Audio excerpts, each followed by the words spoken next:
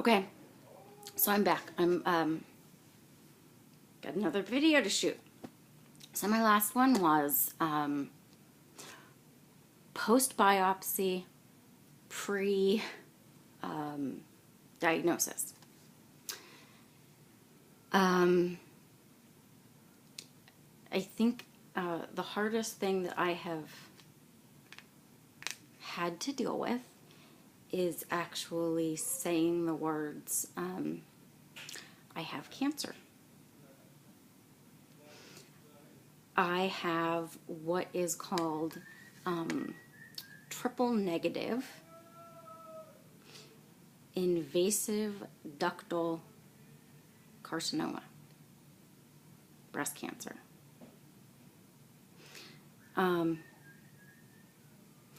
So what that means is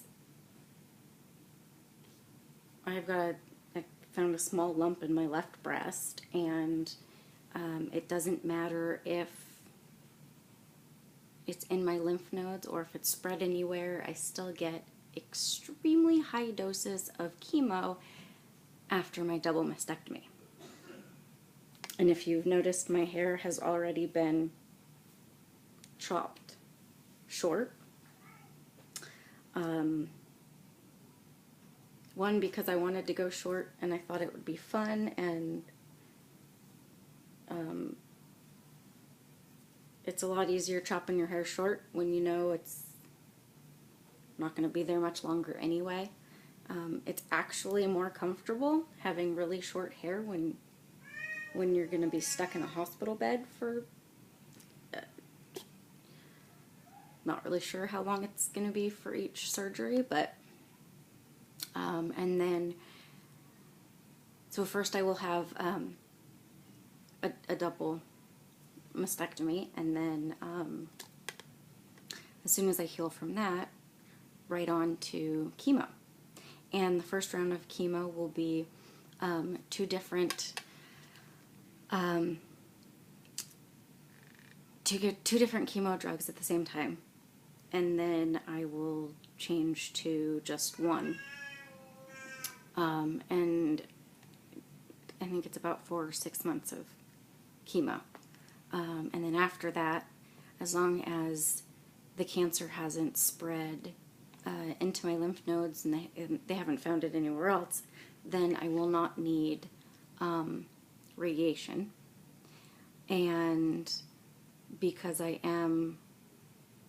we are assuming, because this is it's triple negative, and you would think that if you're negative for something that would be a positive, but triple negative is, well, that's not positive. It's actually it's a negative.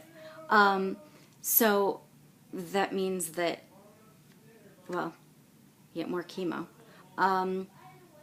and usually means that you are going to be BRCA positive, which is the mutant gene usually found in Ashkenazi Jews,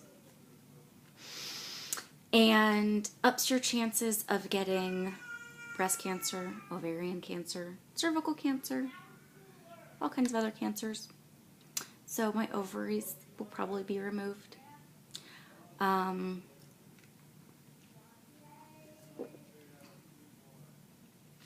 Yeah, lots of super exciting things. I will try to do videos and not just to let people know how I'm doing, but to inform you about making sure that you get tested for the BRCA gene. It's really, really important, especially if you've got a family member who has had breast cancer. If you are an Ashkenazi Jew, it's really easy. You get a tube, and there's only about that much that you have to fill up with spit. Granted, you're not allowed to drink or eat anything for 30 minutes before you take this test. So, your mouth is going to be really freakishly dry, and they want you to fill it up with quite a bit of spit. And so you're not going to really have much to fill it up with. It's going to take you a little bit of time because you already have dry mouth.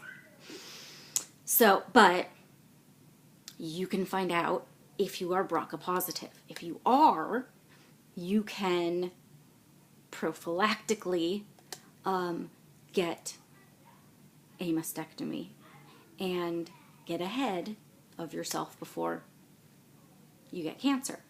Because that's what I was going to do. I was going to get rid of my boobs before they tried to kill me. Because I knew they were going to try to kill me. And in fact, I got cancer before I could get rid of them. Yeah. At 37.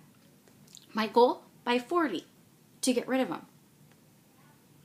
2 weeks after my 37th birthday, get diagnosed with breast cancer. What are the chances?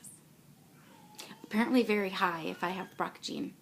And it's a whole triple negative thing, and this just sucks. So, get tested, please.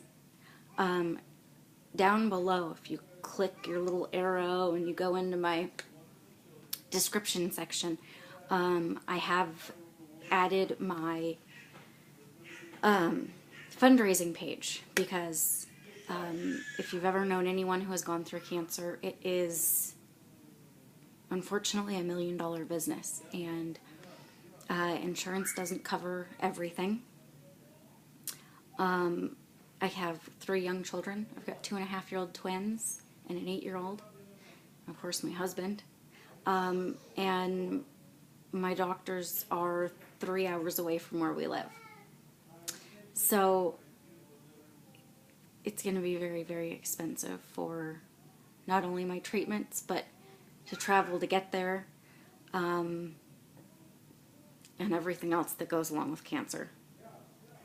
So any help is immensely appreciated and needed, and like my video and share my video and pass along the information that it's not ever too soon to get your first mammogram, and then get it yearly, and check your breasts and make sure you know what they feel like, so that you know when something doesn't feel right. I happen to have felt the lump, and it didn't show up in my mammogram. I pointed it out to the sonographer, and I think that's what you call them, or the ultrasound tech, and she made sure to do an ultrasound, and they found it on the ultrasound. So, just know what your breasts feel like, and you'll know when something doesn't feel right. And you have to be your best advocate and stand up for yourself, and don't let anyone tell you that there isn't anything wrong when you know there is. Because I promise you know your body better than anybody else. So until next time, thank you. And go feel your boobs.